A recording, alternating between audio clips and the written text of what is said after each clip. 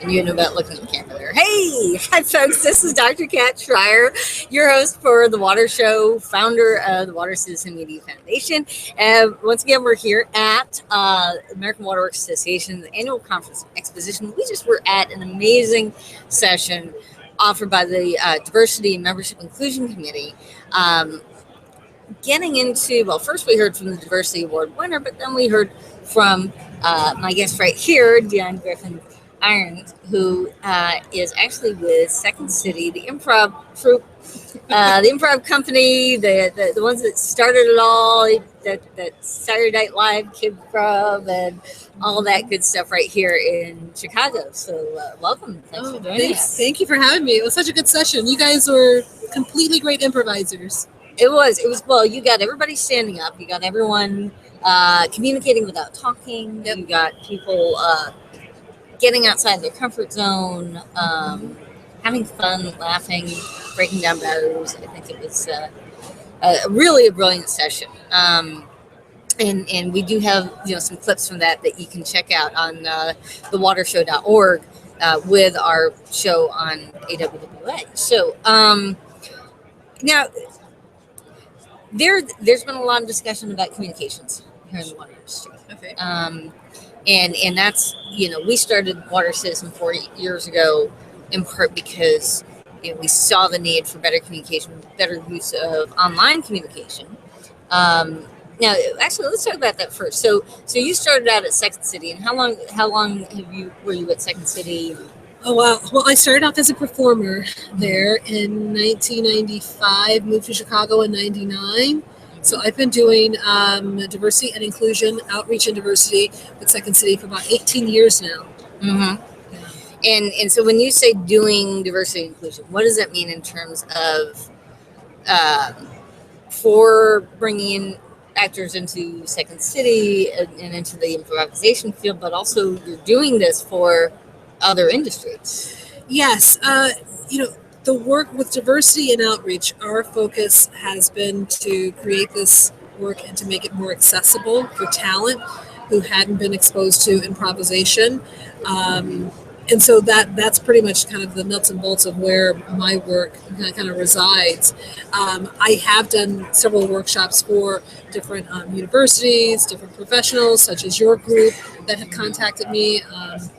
And so a lot of the work kind of is word of mouth. We also have a corporate division that specializes particularly in corporations and training and education for corporations. But my work is focused on creating awareness and using this tool as a new tool to open, I'd say, new ways of thinking, idea generation, how to connect and relate to one another. And there's so many different tenets with improvisation, but that's just a few of the things that my work kind of. Well, and one of the things that we've been saying, and again, we're trying to find better ways of helping the water industry to communicate, to use news media. That there's a lot of fear around communications in this industry. I think it's. We see more on the wastewater side. People are willing to step outside of their box and talk about poop and pee and all that side. But on the drinking water side, it's very, don't talk to us, talk to our communications people. And, especially when you mix water and race and water and diversity and what happens if we say the wrong thing. So what does it do to introduce sort of these improv exercises and just having more fun, just shifting, reframing how we communicate? Yeah, I think that's the beauty of improvisation, is that it does shift our ego. It sets our ego, on hiatus, and gives us a new tool to interact and communicate with another. And I think we need that. We kind of sometimes fall in these ruts where we communicate the same way, we do the same thing over and over, and we're not trying new things. We're afraid to take that new risk. But improvisation, it teaches us that it's okay to fail. In fact, there is huge success and learning in failure. So if we give ourselves permission to take that healthy risk, then we're halfway there. Well, and that's another major aspect of the drinking water industry is recognizing how to take well constructed risks. I mean, in comedy, tell a joke and it doesn't work, people don't laugh, might feel like dying, but in water, if we do the wrong side thing, sometimes people do die. Right. And it kind of, especially since this session was right after the opening session with the head of the Flint commission that issued a report on what happened, what didn't happen. Part of it being actually a communication issue around the water professionals saying, this won't work. We can't do this. This plant isn't tested. And essentially getting overridden by the folks on the finance side. But just that, how do we balance that risk of there's just this weight of the responsibility, the passion to protect the environment, to protect the people that we serve, but also this weight of the responsibility. We can't mess this up. Right. And in your industry, which is completely different from comedy, but there are some nuances where I think that with improvisation, we are, we're learning, we're still discovering. All the answers aren't, laid out and figured out yet. Instead, we have to kind of, allow ourselves to discover what is the answer. And, it may be there or may not have been revealed yet. And I think that comes with the expertise and the judgment, of people that you're working with, the trust that's there, the kind of support that you have, and particularly in our field, we want a diverse group of people that represents the world and that shares all the mindsets and beliefs so that we can learn and grow together. Because you don't want to just have one person's opinion. You want to have something that's reflective of the world and the culture. So every voice is important. So, and having opportunities for that openness and communication. And what we see the potential for new media communication and getting, we talk about there was a report by WWA called Buried No More about, it used to be our pipes were buried, our systems were buried, we were doing a job if nobody noticed that we were there. And this idea that we're now doing green infrastructure and things are out in the open. Well, it's our people who are also out in the open more. And we can use new media. We can use the techniques from old media as well. When you're doing a performance and you break that fourth wall and you actually talk to the audience. I mean, we try to do that all the time. It's actually work out and who we're talking to. And that's, people relate to honesty and vulnerability and truth. They want to hear that. They don't want to be deceived. We want to hear, we want to see that relationship or hear that story where this really did happen. We want to be able to empathize with someone, so I think honesty is if we can, start from a place of truth and honesty and then see where do we need to go? What do we need to correct? What do we need to, to rethink, that's a good place to be in. It's a scary place, but I often say that, what I said in today's session is that it's okay to be uncomfortable. In fact, we should be get comfortable with the uncomfortable. Right. So, and you also brought up an excellent point, and this is again an opportunity to get this out in the media of telling our stories. We've done stuff on Hispanic water leaders and women water leaders and water in the civil rights movement, and just as we humanize the water industry and give people a chance to get to know these amazing, I'm here with 12,000 of my closest friends and at AWWA that we're getting to know these amazing people, how to start by telling our story in an authentic way. Right. Where do people, tell us about some of the opportunities to learn, to figure out what part of your story to put out there, or how to Oh, I think that the first part is purely in taking a class, getting into that workshop and jumping into the unknown.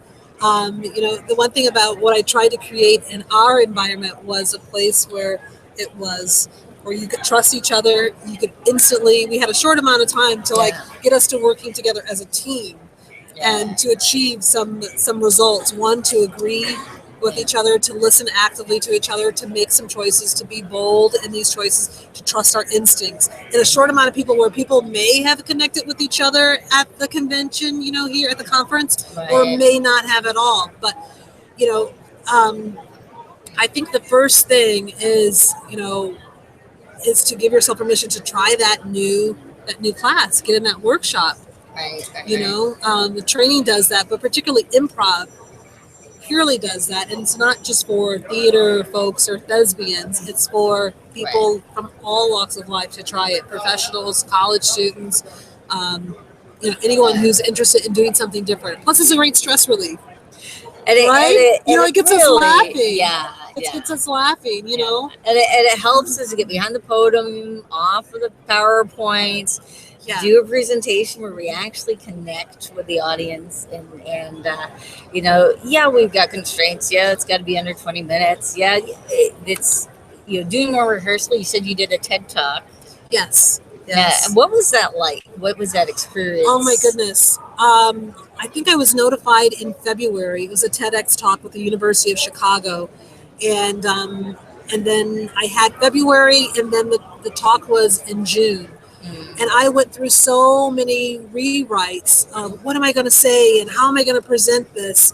And I want it to be factual. And it was all the way up until the last day of the talk that I was still discovering my message and what it was. So what I originally thought it was, end up morphing and changing. And I think that's just the beauty in any work that we do. Sometimes we think we have the answer of what it's supposed to be, and then we stay in the process of discovering and creating, and it reveals something different. Yeah. So, and I think we do have a lot of that in this industry. A lot of scientists and engineers of being problem solvers and being, there's a way to do this. We'll figure it out somehow. Might take duct tape and string. Somehow we'll make the damn thing work. And so there's that drive to figure it out. I'm not just staying in that stuck place. It's like, it might be a little whining initially, but okay, we can do 3. The exercise we did, we had to change 3 things, and then 4 things, and then 5 things. Right. We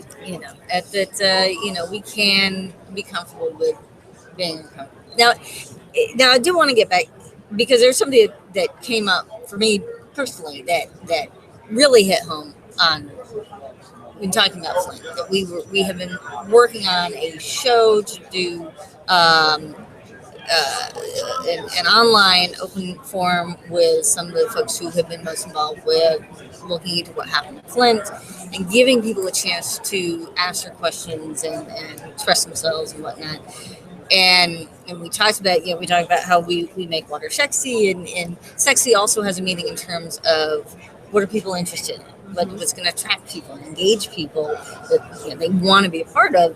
And I put that down in a little private group of throwing out marketing ideas, and I got some private messages from a woman very active in Black theater and no, this is, it was all about race, everything with Flint, and it's very insensitive to use the word sexy in terms of Flint, in terms of race, in terms of, and it's just, having grown up in North Jersey in one of the first magnet schools in the country shortly after race riots, and it was like, when somebody throws down the R word, it's reminded me of the Rich Pryor thing about the N-word. It's like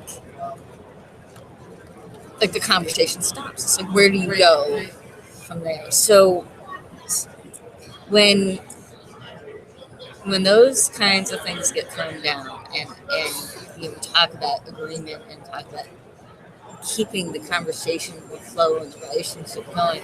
How do we handle it? Almost like an improv when somebody just throws down something that just messes up the whole, just stops the whole act. Mm-hmm. How to move past that? I mean, it does. There's a lot of different choices you can make in an improv scene. We have something where we heighten the scene to move it forward. We agree, and so those are tools within a scene. Every situation is unique and different, Yeah. depending on the person and the circumstance. So I think you kind of have to look at each situation and to assess what those steps are. What is speaking to me, what is truthful to me. What's the best choice for me at that moment. And it's going to be different for each person. It's kind of it might be a bit you know it might be a bit difficult for me to say, apply this improv rule to this real life situation. Yeah. Although I can say that honesty goes a long way, right? Being vulnerable and truthful, having an open mind, actively listening to a person, making eye contact goes a long way, in sensitive situations or where topics are, where there's a little bit of conflict. It goes a long way just to be present in the moment and to hear that person and to give them space to be heard.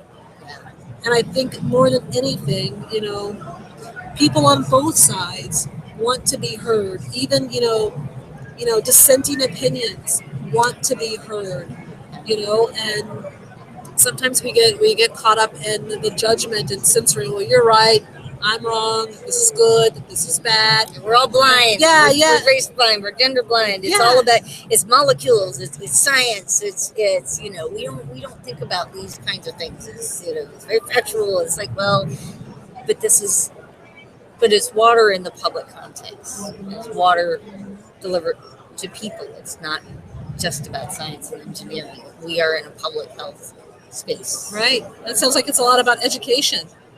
It's educating the community and the audience, and ourselves. And right. Continuing to educate ourselves on how we can communicate better, how we can work on our own education, right. and be better people of who we are, right. Of what we have to offer. There's so much folks here have to offer, and how can we help provide those tools and those settings and those opportunities for people to communicate more effectively. And it starts with one. Sounds like you're that one. I'm one of the ones. Right, you're one of the ones. All you water citizens out there, we can do this. I can do this. Coming from speech defects and all sorts of other things, we can all do this. We have the technology. We can make it better, faster, higher, jump tall buildings in a single bound. Yay! All right. Well, I'm here with my own girl. I love this. Kind of just sitting here and chatting in the hall, and I'm so glad we had a chance to chat and share this with you. And we're gonna go see Jay Maher. We got our ticket for the water industry luncheon from the diversity group. Thank you so much. And thank you, Dion. And thank you, Water Citizens. If you're watching this anywhere other than thewatershow.org, head on over there. That's where we got our sponsor videos. That's where we got our little chat area. We want to hear from you. Go ahead and be heard. First step to being heard is saying something. So go ahead and type something in there. Let us know that you see us, and we'll respond. And thank you so much for all your work today. And thank you. Thanks for playing. Woohoo! All right. Bye, folks.